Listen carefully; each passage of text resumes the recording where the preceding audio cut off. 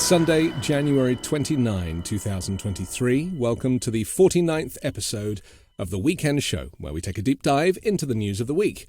Please also subscribe to my 5-Minute News Daily Briefing podcast on iTunes or wherever you get yours. Joining us today is a mental health professional and expert in undue influence tactics used by authoritarian leaders and destructive cults. He's also the author of 4 books, including The Cult of Trump. Dr. Steven Hassan, welcome back to The Weekend Show. Thank you, Anthony. It's an honor. Thanks for your good work.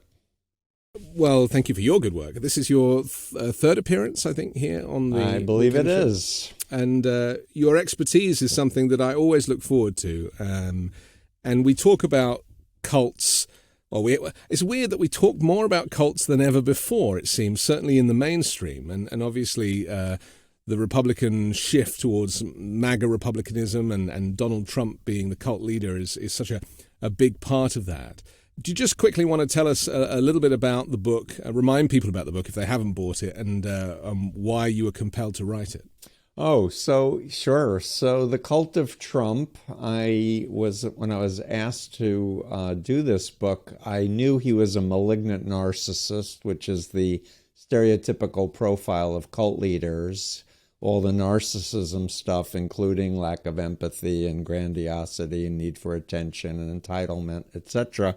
But the psychopathological as well, the thinking they're above the law and pathological lying and sadism and paranoia, etc. So I started with that. But as I researched the book, Anthony, I realized there were authoritarian cults that comprised the cult of Trump, including authoritarian puppet masters, as well as their base, who were being directed to support Trump, etc. I talk about Putin. I talk about the family that Michael Pence was recruited into by Chuck Colson of Watergate infamy. I talk about Opus Dei, the right-wing Catholic cult. And I talk about new apostolic Reformation churches, which comprise about 40 million Americans and 650 million worldwide, of these I call them pseudo-Christian groups where the leader says, I'm an apostle or I'm a prophet, I speak directly to God, and I can protect all my followers from satanic invasion. But if you get invaded, I can cast out demons and I can do faith healing. So and the NRA, because I know we're going to talk about violence too. I included them in my book because at the time there were 5 million dedicated people who think that we should all have assault rifles, which I think need to be banned. So anyway, so the book, everything I said was correct, and I even predicted a violent episode if he wasn't reelected in 2020. And the cult continues, and you're absolutely right. There's just an incredible amount of content about different cults, including the political cult world. But I want to state categorically, the way I think about it is we're living in the age of undue influence. And the big change is the digital environment where we can have state actors and other cultists using AI and data that's been collected on people to do these 4th generation and 5th generation warfare attacks where they're polarizing people on both sides of any issue to create chaos and to create distrust in experts and institutions and even science itself. So we're all, vulnerable, but with the pandemic and the isolation we experience, that people are so stressed out and they're so confused and disoriented. And when we're in that state, it's more our emotions that are guiding us instead of our thinking ability. Right. We're asking people to think critically, and it's so difficult to be a critical thinker when you're living amongst all this noise. And I think that's really what's most interesting. Let's have a look at some of those stories that are making the headlines this week, things that I'd like to talk about. We'll look at Florida, and we'll go to Governor Ron DeSantis there, who rejected an advanced placement course on African American studies. And obviously it's seen as an extremely racist thing, but Ben Crump, the civil rights lawyer, has announced that 3 Florida high school students are prepared to challenge the state's decision in court. and that's had a lot of airtime this week, and I think is certainly it's where things are headed if Trump gets indicted and DeSantis ends up being the kind of choice for presidential candidate in 2024. There's also been 2 videos released on Friday that were both extremely violent. The first was from Memphis. It was officers beating a black man whose deaths have prompted murder charges against the 5 black police officers, interestingly. The young black man that was murdered was Tyree Nichols, and so there is the chance, from as we're talking right now, the video hasn't yet been released, but there is fear that there'll be violence on the streets.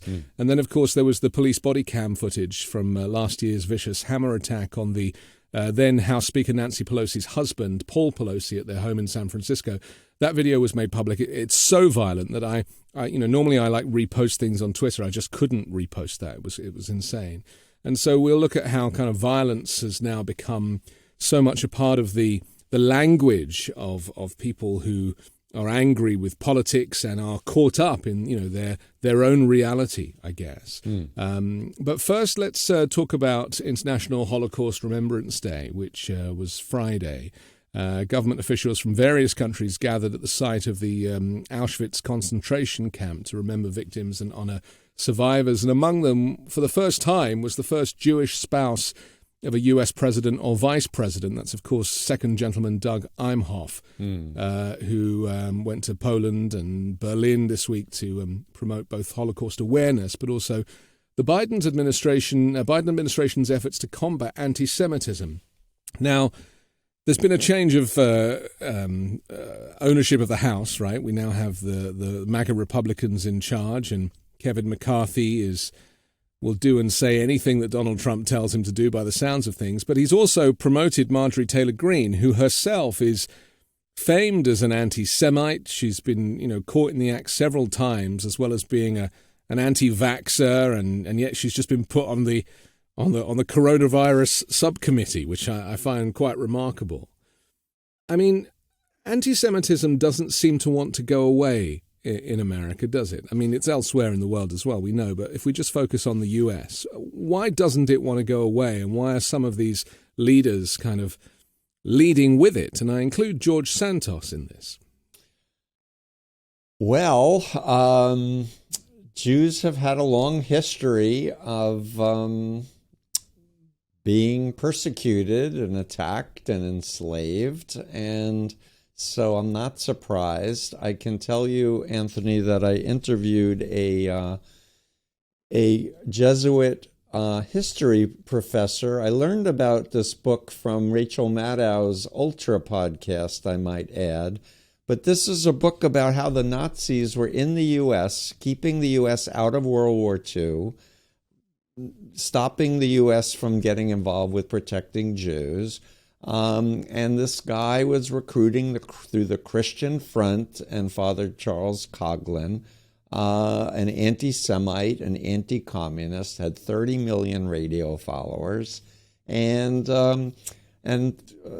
Dr. Gallagher told me that he tracked down this Nazi spy's doctoral dissertation, and it was all about manipulating emotions to bypass people's thinking. And I'm trying to get it translated from German to English because I can't wait to read it. But what I'm trying to convey is that mind-controlled technology has been evolving, but the core beliefs of us versus them is still happening with authoritarians. And the power people, the folks who are authoritarian dictators, etc., they don't want a popular uprising that will take away their power and their money and their prestige. So they're doing all kinds of psyops and other techniques. And I can plug American Psyops, which is on the MeidasTouch network that I listened to, and in fact talked with Wesley Clark Jr. in an episode that's forthcoming. In any case, psyops is a real thing, and unless the public can be educated about what it is, how to protect yourself, unfortunately, the media is in this monetization orientation where if it bleeds, it leads. If it's a violent video, we're going to show it. Kudos to you for not reposting the attack on Paul Pelosi. But in my experience with people who are researching radicalization online, there is a thing called social learning theory, and for the public, it's contagion theory, where you're watching this imagery and the person who's done it is getting famous. And for some people, they identify with wanting to be important or having their moment in the media and being a famous influencer.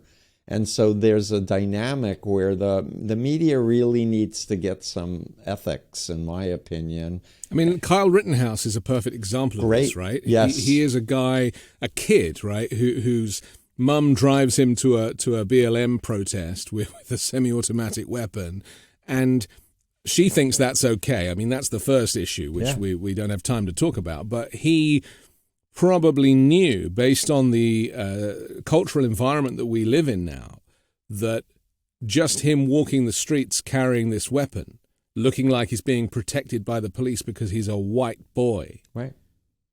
He killed 2 men and got away with it, and then became a hero of the right, literally a star, and appeared at these kind of CPAC events and all sorts of things. And is widely promoted as being this kind of rising star of the Republican Party. I mean, if that is not an example of this insanity that we're living in, I don't know what is. Yeah, but let's think for a second who benefits from this. Putin comes to mind right away. And by the way, you can be arrested and thrown in jail in Russia if you have a bullet in your car, much less an assault rifle. No one's allowed to have assault rifles.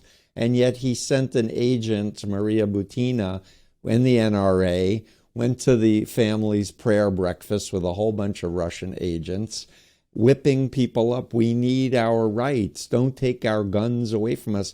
There's no legitimate reason to have an assault rifle at all. If you're a sportsman and you hunt deer, single shot rifle is all you need. And I'm not against ownership of a gun, but there are 20 million assault rifles. And I'll add, my former cult, the Moonies, the son, Justin Moon, has a gun factory in Pennsylvania. And his brother has a cult called the Rod of Iron Ministry, saying you need an assault rifle to worship him and God.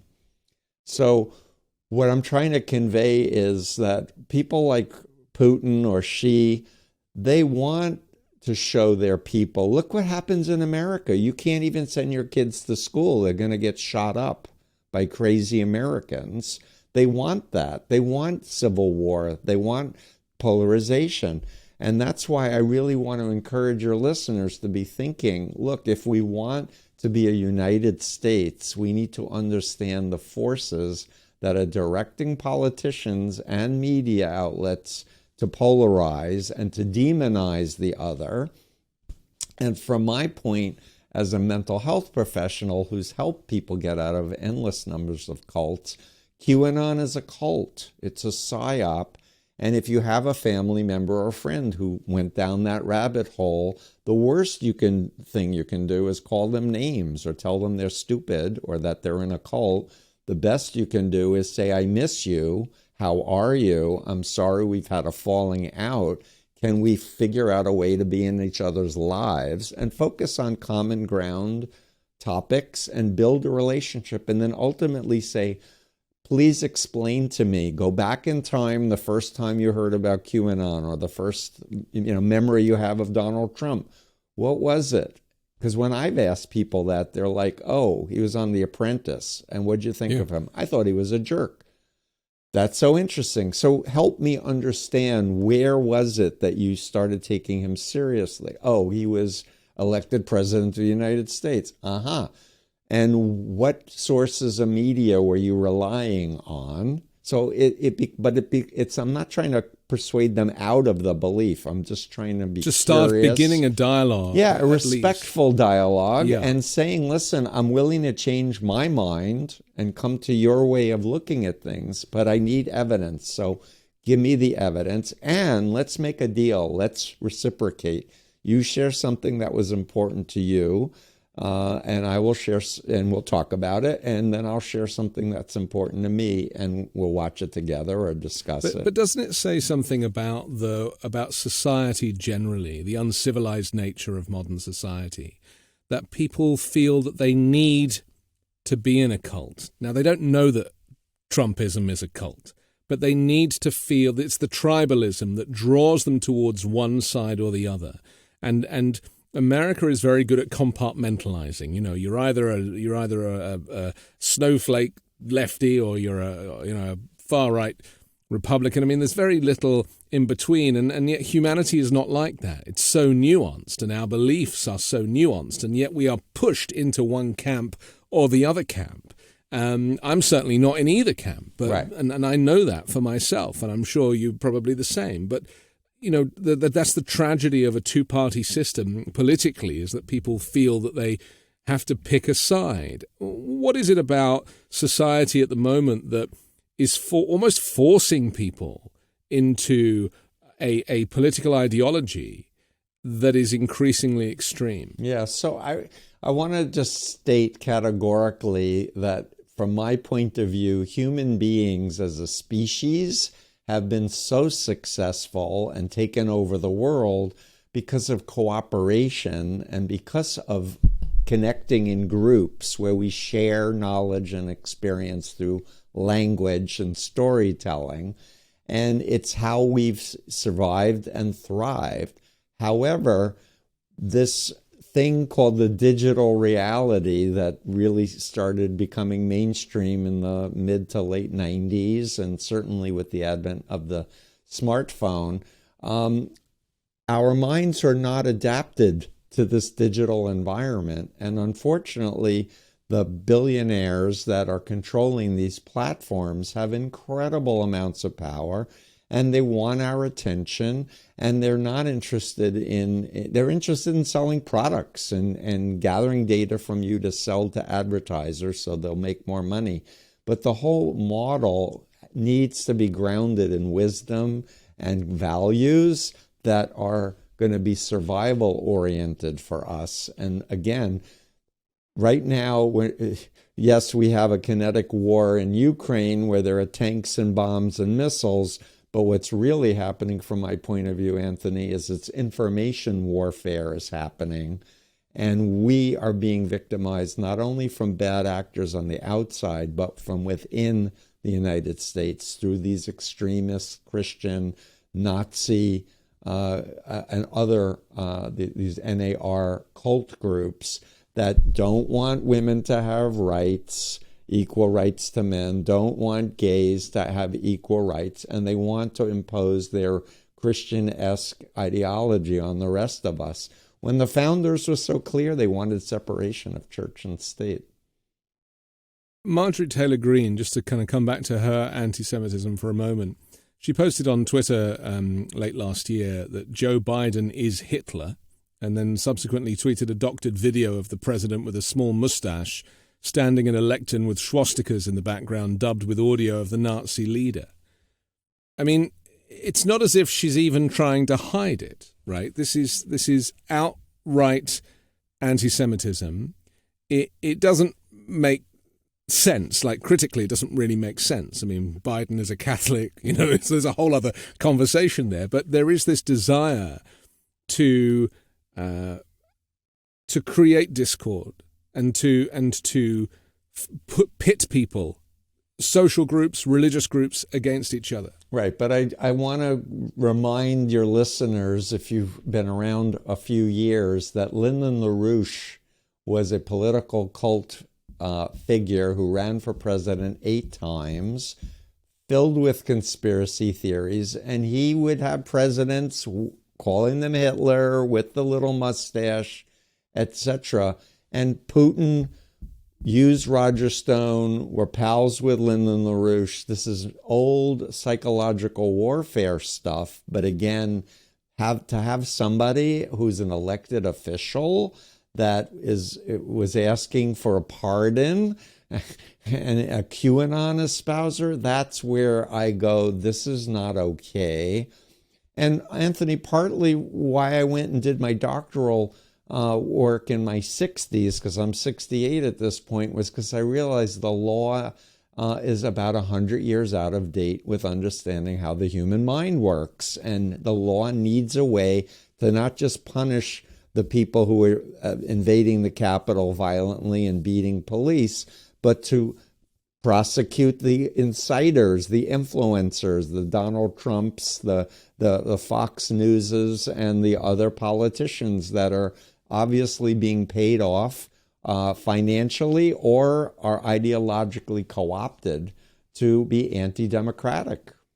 Let's just mention somebody who I believe is, and it's just my personal opinion, but I believe he is actually kind of evil. And I don't say that about many people, and that's Mark Zuckerberg and his announcement this week that Donald Trump is going to be allowed back on Twitter after the 2-year ban.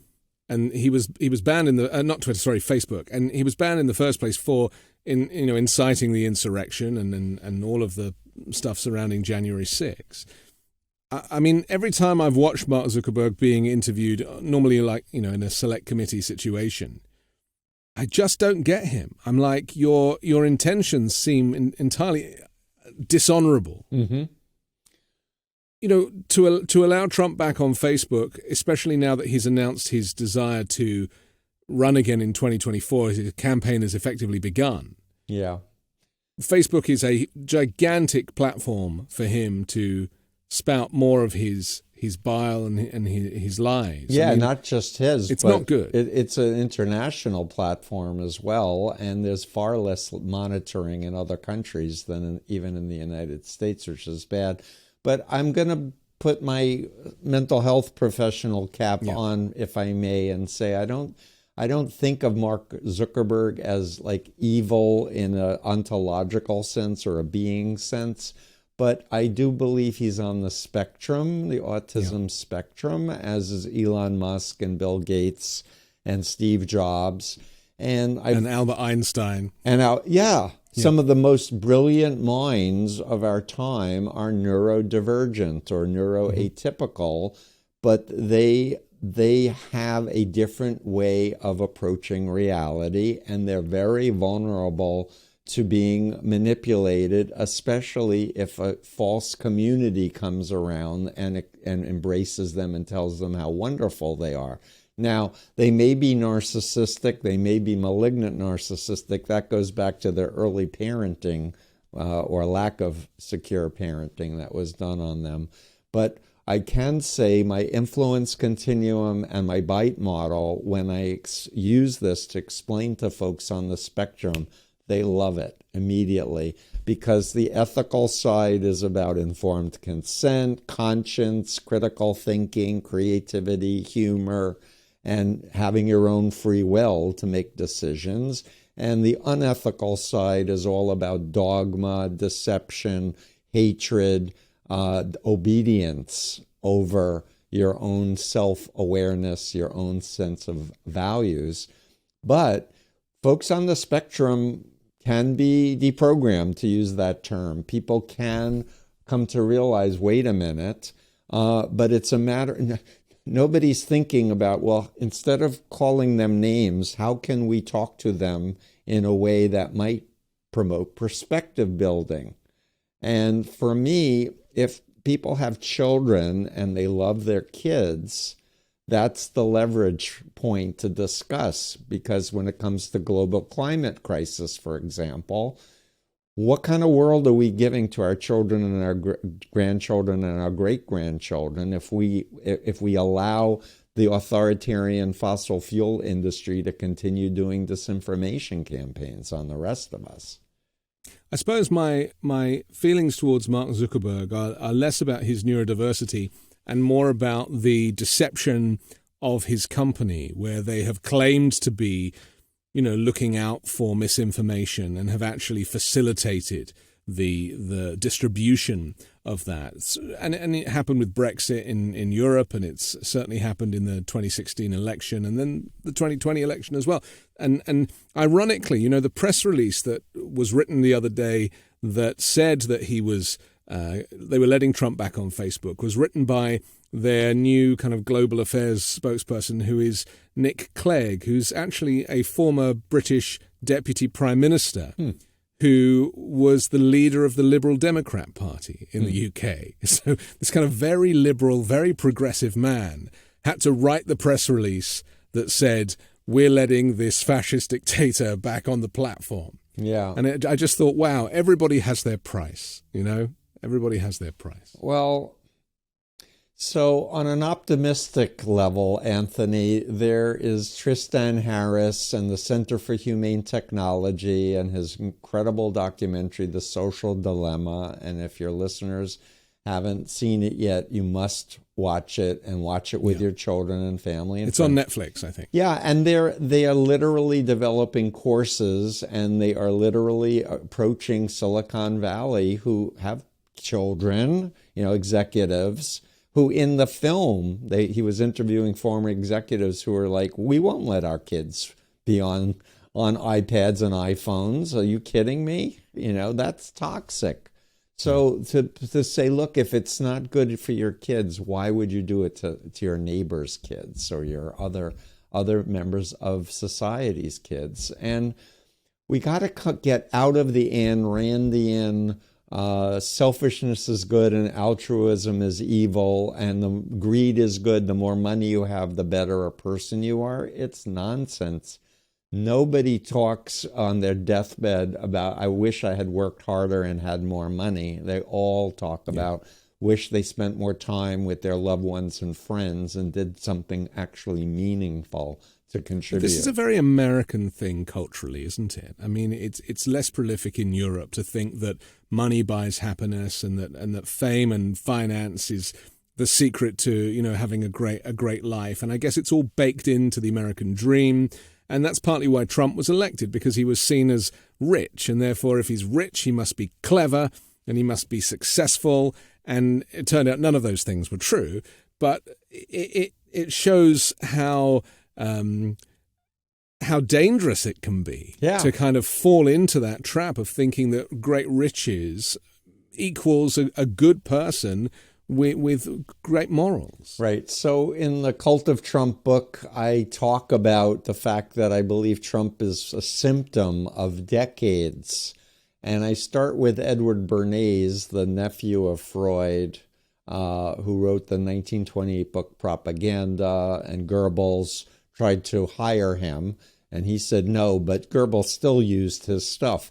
And what he came to understand is a fundamental key thing is if you want to sell people a product, you got to make them sensitized to believe they have a need for the product first. So the whole idea is this notion that you're not complete as a man unless you're wearing this cologne or wearing these jeans or driving this car or whatever. So it's an external, buy the products. But for those of us who've been around for a while, how many times have we bought things thinking it will make us happy, and within a few days or weeks, we don't care anymore, and we never even use it anymore. It's almost the dopamine, isn't it? I mean, it's a bit like online shopping. I have a system where I put Amazon things into the basket but don't check out. Smart. And I get just the same satisfaction and think I've bought them, and then I just erase the basket the next day. Well, that's another thing about our executive functioning part of our brains is to be able to do what's called impulse control. And making a habit like that to pause before you reshare anything on social media. Double check, is it really accurate? Has it been fact checked by respectable resources, for example? To stop and breathe and think about it. And what's happened now with the internet, I interviewed a psychiatrist who's a social neuroscientist, Carl Marcy, who wrote a brilliant book called Rewired for Harvard University Press. And he talks about developmentally how our brains are being rewired by our digital platforms in not healthy ways. So we're having shortened attention spans, shortened ability to concentrate.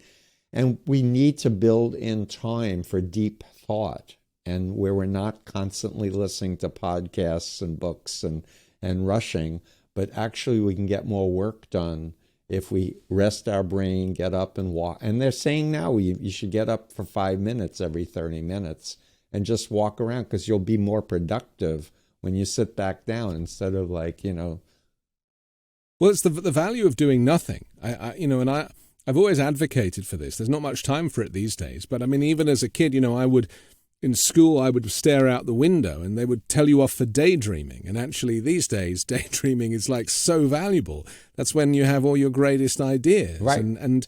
And Sir Ken Robinson did a great speech about this. Yes. In fact, it's the most viewed TED Talk in history. Yeah. Where he talks about, does education stifle creativity?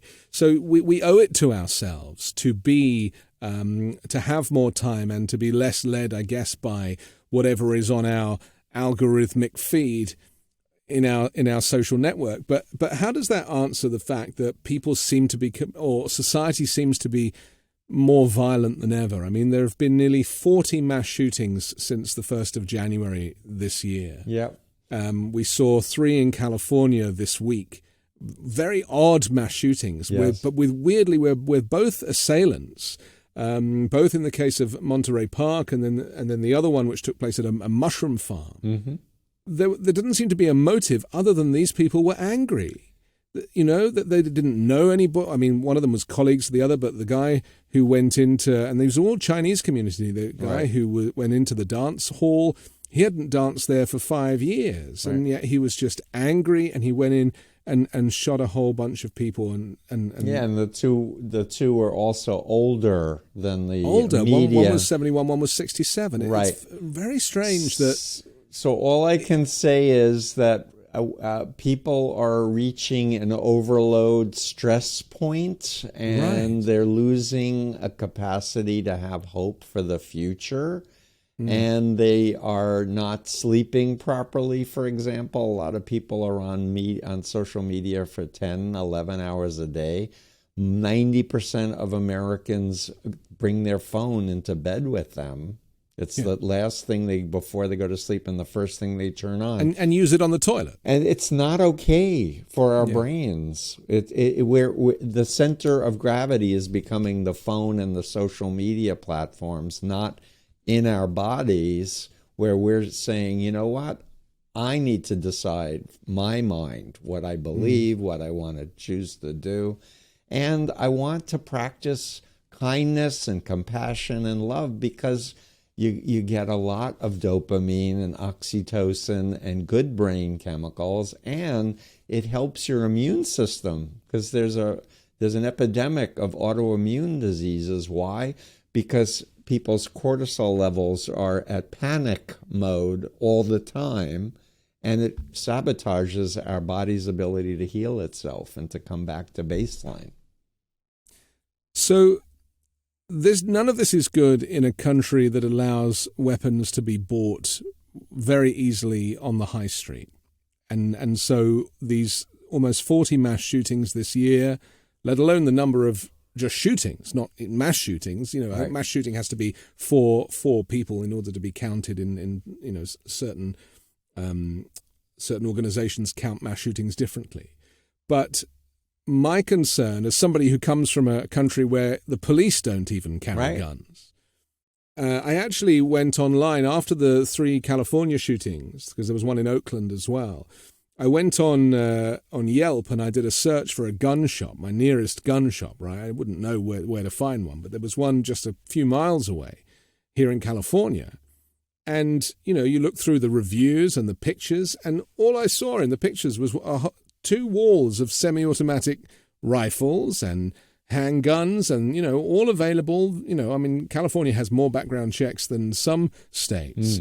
But the sheer access to weapons and people living very much on the edge and being told by their elected representatives that, Biden is Hitler and this kind of vitriol, this absolute kind of, because just to talk about other people, let alone political opponents, as if they are the enemy, is very unusual. And where I'm from, the functioning democracy is having a political opponent, and they go for lunch together afterwards. But, that's the kind of nature of civilized politics. Yep.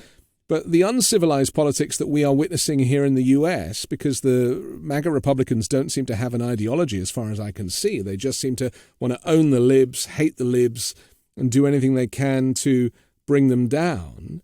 It is surely having a knock-on effect with the violence. So I'm just thinking about how we connect the violence in society to the kind of violent language used by politicians in the House of Representatives. So my model for my dissertation is if you can control people's information, then you can control their thoughts and their feelings and their behavior.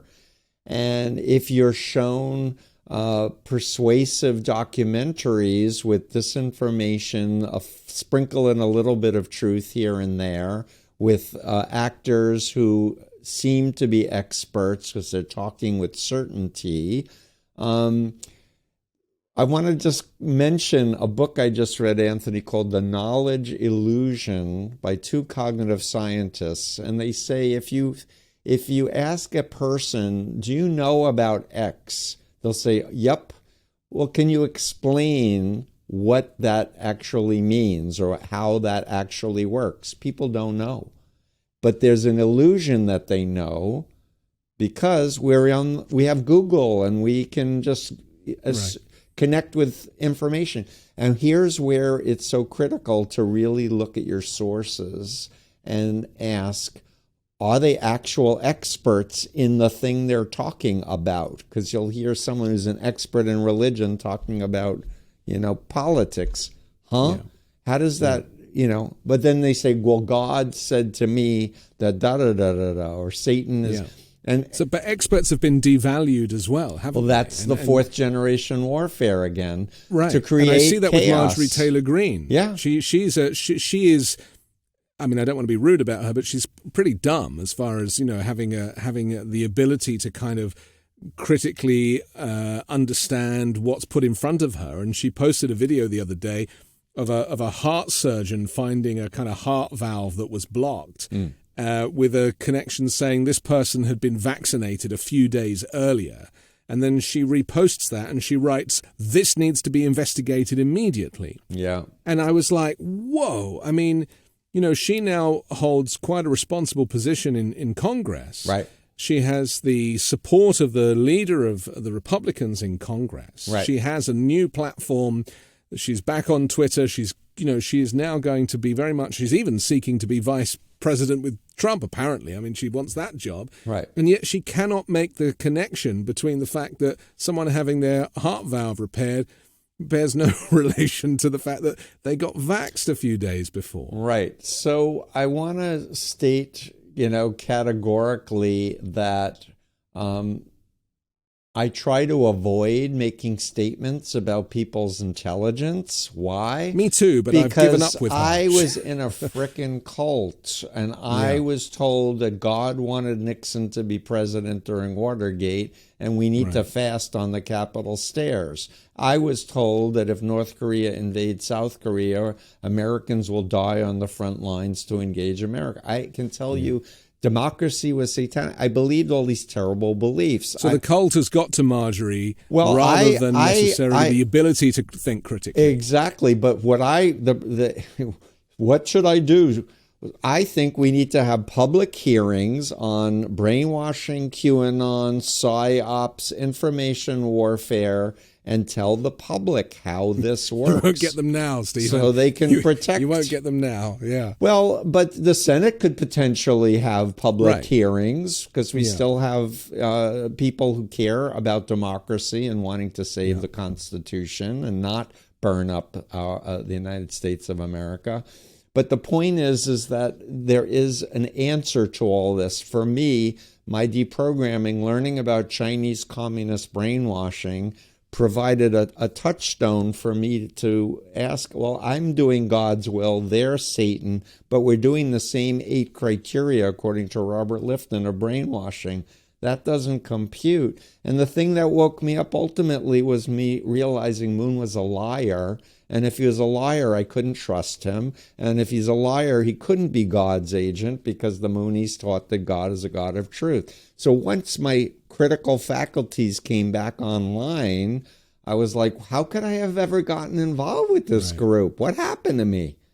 And it was the same shocking. thing with the people around Keith Raniere, who is Exactly. now serving life sentences. This is that show, The Vow, and DOS, which was the cult that he created, and the branding of women. And Larry Ray just got sentenced to 60 years for trafficking for a small cult that he created at Sarah Lawrence University. Yeah. And one woman was a Harvard undergrad, Columbia Medical School graduate, and he took her over. Very bright, educated woman.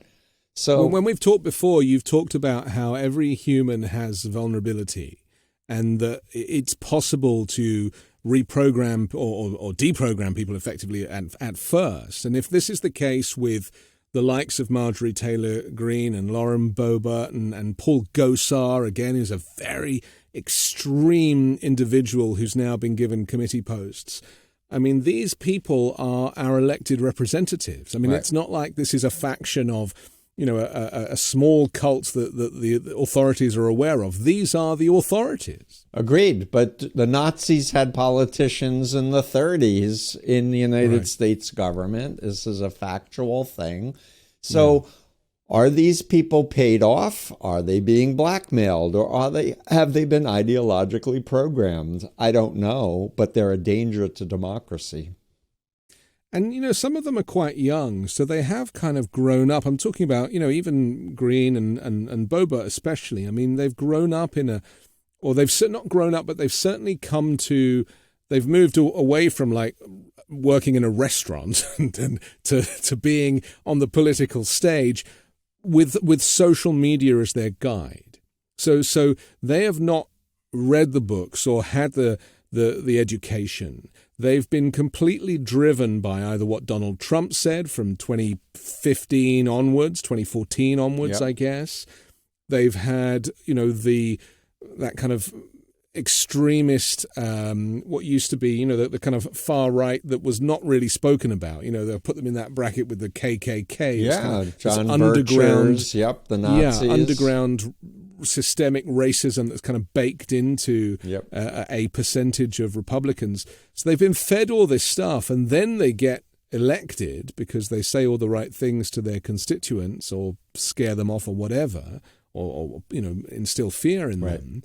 And then they have to kind of keep on with those views. I mean, is it a case that they maybe felt that it was those views that made them successful? Because if you go from working in the restaurant to suddenly being a congresswoman, and what got you there was shouting extremist ideology out loud, you're not going to turn away and turn against that, are you? Well, you are. So part of the thing is that for me is there's this incredible stigma that still exists around people who've been deceived and mind controlled into an authoritarian cult.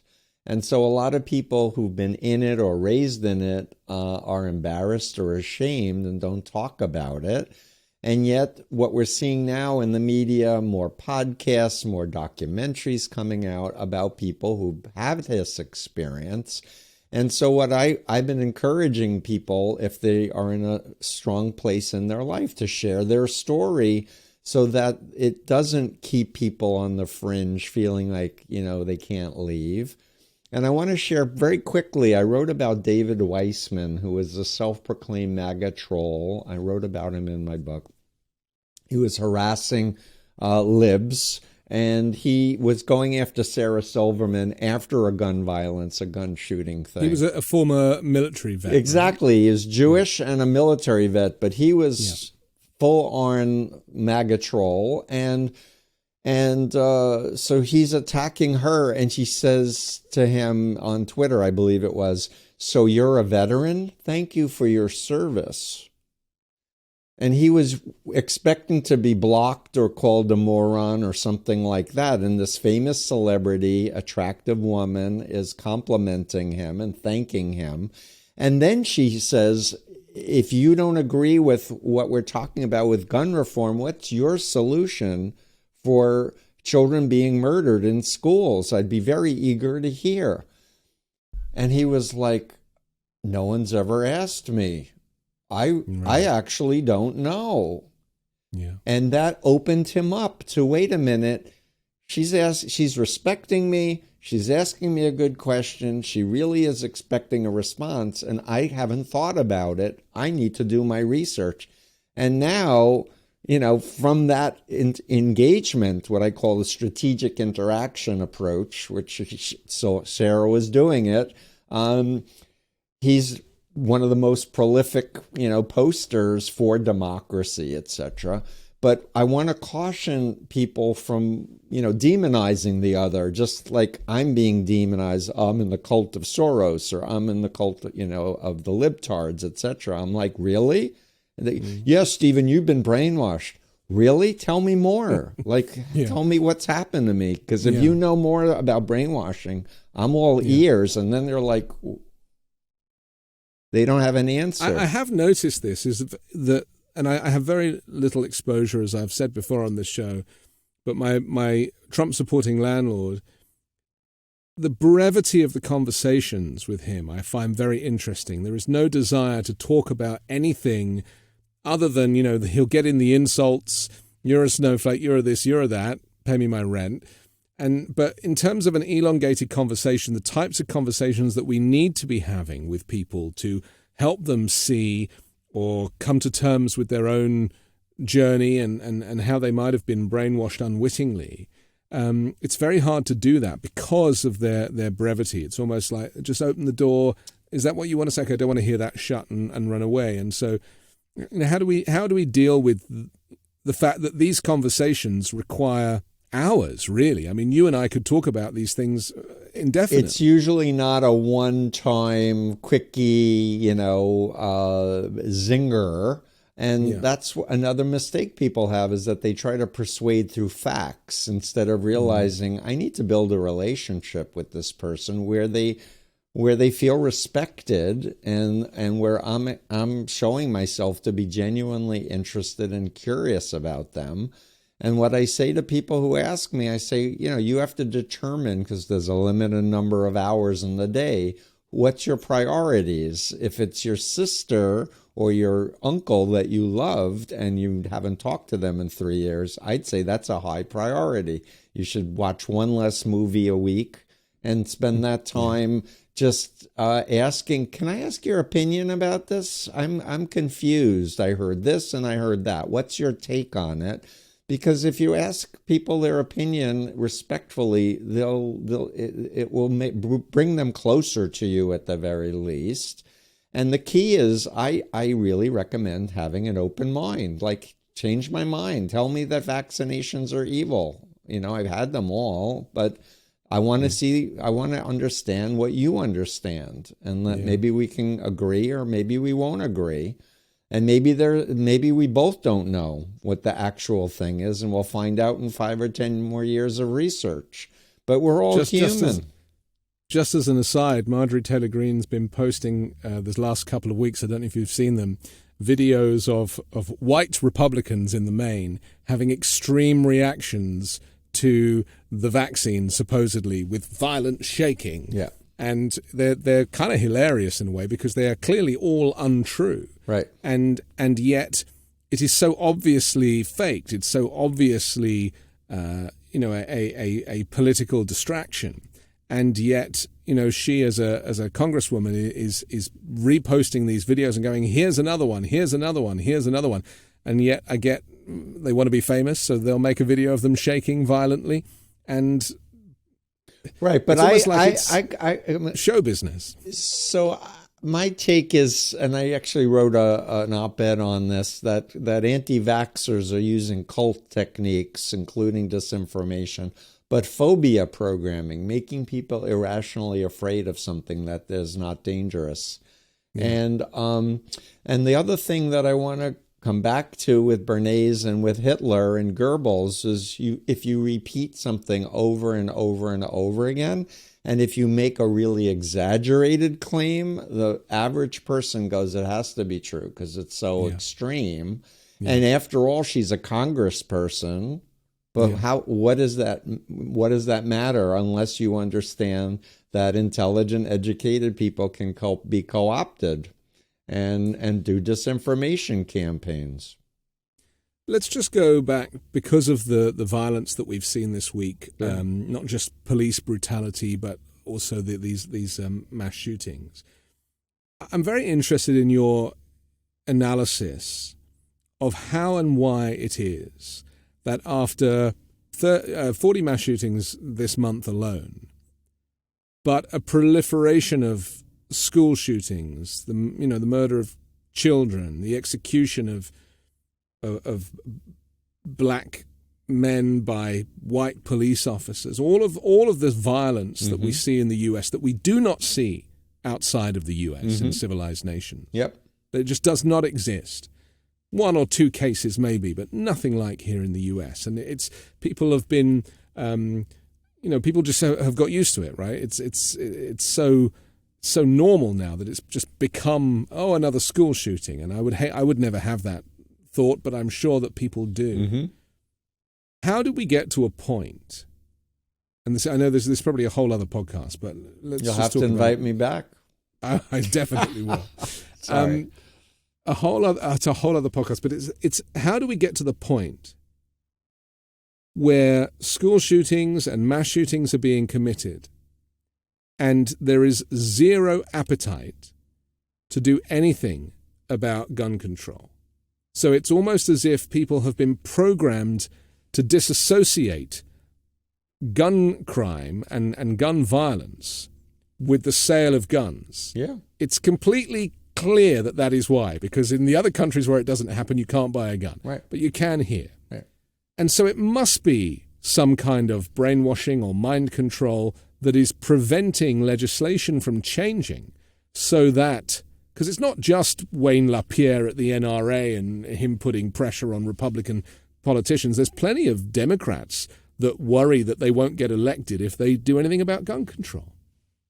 Yeah, the lobby is, so the whole Citizens United and the whole gun lobby is really at fault. And if you think about it, if you live in a capitalist country and the goal is to make as much money as you can, you always see more gun sales after a mass shooting. So they want more of these because it makes people more insecure that they better protect themselves. But how do you skip the bit in the narrative about children dying in a school? Like, how have people been programmed so much so that the death of multiple children and the devastation of families and communities it's not enough? Yeah. Like, a child dying has got to be, and I speak as a parent of two, like a child dying has got to be the worst thing to happen to a human, to lose your child. Agreed. And yet, something beyond lobbying, I believe, is going on that has meant that there is no appetite to change this. Well, so I believe that there's a big appetite to change it. The issue is if politicians are being wined and dined and PAC money is helping them get elected, they want to get elected again and again. So the real issue is corruption and money and the whole system that isn't thinking long term here, unlike in China and other dictatorships where they have that longer view so they can do a long thing.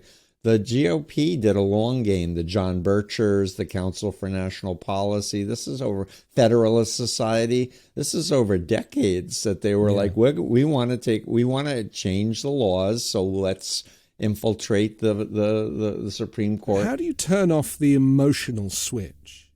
Because that's, for me, what it is. It's that they seem to show no emotion and no remorse. And when we see a school shooting, I mean, look, in the United Kingdom, we had one school shooting in Dunblane. 2 weeks later, they'd banned all guns in the United Kingdom, and there was never another school shooting. Right. So it's not rocket science. Right. I just don't get the psychological ability to switch off. And most of these people are parents themselves. Right. The idea that guns and politics and their job is more important than the life of a child. There's got to be some brainwashing involved. There is. I truly believe that. And the thing that's going to fix it is teaching people how their minds are being hacked and they're being turned against their own common sense and their own values, and to encourage more of a sense of empathy for the parents who've lost. And I really think the folks that have been trying to lobby to restrict assault rifles, they really don't have their act together like the extreme right are really knowledgeable about social psychology. They know what's going to work, and the Frank Luntzes of this world. You know, one of the most effective ads about this was Jason Kander. Do you remember where he was blindfolded and he assembled an assault rifle, in 30 seconds, blindfolded. And he's like, I was a captain in Afghanistan. We should not have assault rifles in the United States. Like, it was so incredibly effective. We need to have more messaging like that instead of just decrying and showing videos and putting the focus on the mentally ill person who did the crime instead of the psychological framework that is creating this effect that so many people. But I agree with you. If there weren't such easy access to guns, then there would be less gun violence.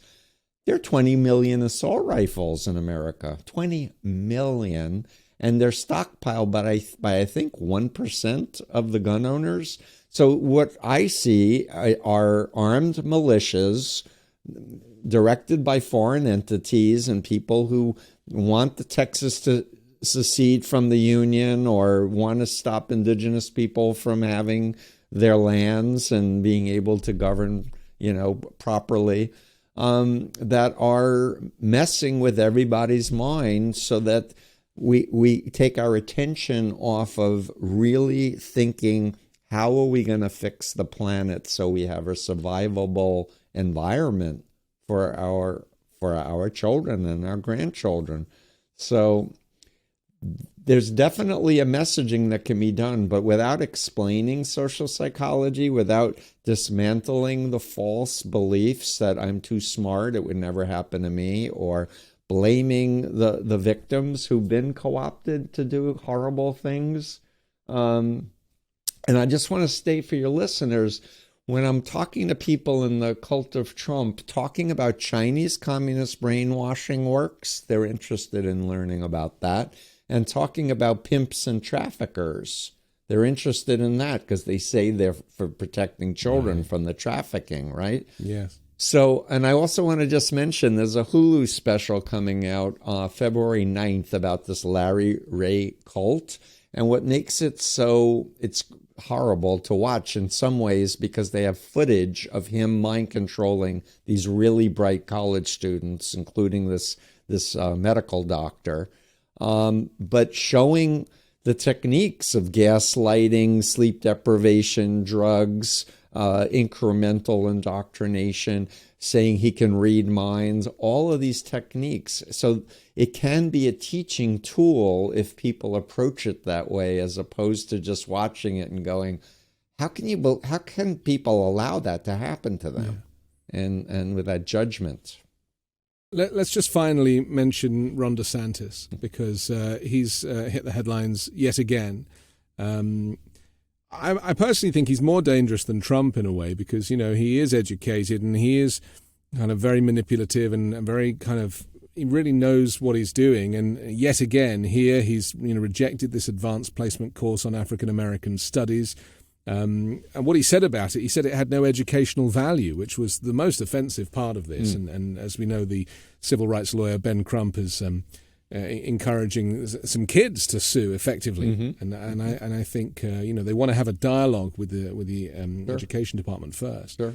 But let's just talk about, just to finish, how there's a small chance that Trump might get indicted with Jack Smith and Merrick Garland and that whole thing for various crimes. And in fact, there was another story out on Friday that suggested that Trump actually paid for the audit in Arizona of the votes, which is illegal in itself. Right. It was $1 million, and they traced the money back to Donald Trump. So, I mean, there's another thing they could get him on, aside from inciting an insurrection. Yeah. But Ron DeSantis is very much in the wings, wanting that job and waiting for it, and yet he is outwardly extremely racist. He doesn't condone Nazi rallies that take place in Florida.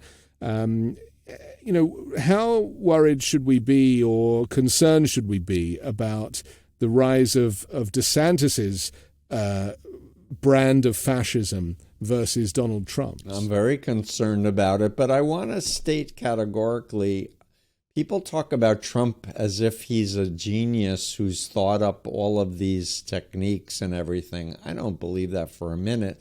And likewise with DeSantis, I don't think he's brilliant and he's thinking up these. He has handlers who are directing him to message and use these terms, don't use those terms. Let's have, kids as a prop here or there. And they're very slick, psychological warfare people consulting for a deliberate effect. And it's not to create a unified America with separation of church and state and women's rights and children's rights and gay rights and indigenous rights. No. It's about white supremacy kinds of, and fossil fuels and oil lobbies, as well as the gun lobby, who profits from wars. The gun manufacturers certainly make a lot of money. I think I've been kind of quite naive in life. I've only really begun to realize this since I moved to the United States, and have been exposed to people who seem to be quite evil, who seem to, because our politics in Europe is much more moderate. I mean, in the UK, obviously Italy's had some extreme experiences of late, and we're certainly seeing that in Israel at the moment with the return of Benjamin Netanyahu. Horrible. The extreme right. Yep. But I just get a sense that there must be so much more to their lives that we don't see that makes them think that you can eradicate African American studies and think that no one's going to have a problem with that. Do you see what I mean? It's almost as if there is so much indoctrination into the white supremacist or the extremist or whatever, wherever they sit politically. Yeah. That there's just no hope for these people. I mean, they don't even think they're doing wrong. He thinks he's actually saving Florida from this. But I disagree with you, and you can say, Steve, you're an idealist, and I plead guilty, Anthony. But I was as fanatical as anyone I've ever counseled out of a cult in 47 years. I would have killed you on command without a hesitation if I had a rifle and I was told to do it. Because following God's will, is more important than my conscience, because I had fallen nature. So who am I to judge Almighty God? The key is that I trusted that moon was God's agent on earth, and please. And that's why we have to go back to the teaching of Abraham. Open your tents to the stranger, feed them, give them water, love God with all your heart, mind, and strength. Love your neighbor as you love yourself. It's not hate everybody else that isn't following your God. That's more like Pharaoh, an earlier dictator model.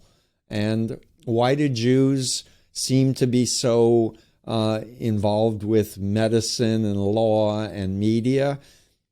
I believe it's because, at least for me, I was taught every Passover to remember that I was a slave and that I was liberated, and to have empathy for others who were enslaved or persecuted and such. And I was culturally indoctrinated to believe in something called tikkun olam, which is repair the world, even make it a little bit better for your having been in it.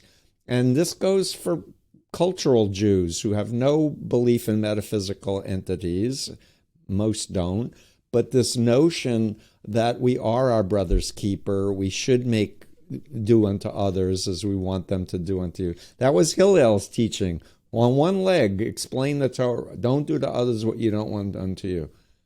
You know, that's the mentality that culturally we were raised with. So why did I become a therapist? Why did I become a teacher? Why am I doing this? Because I want to make the world a better place. That's my obligation.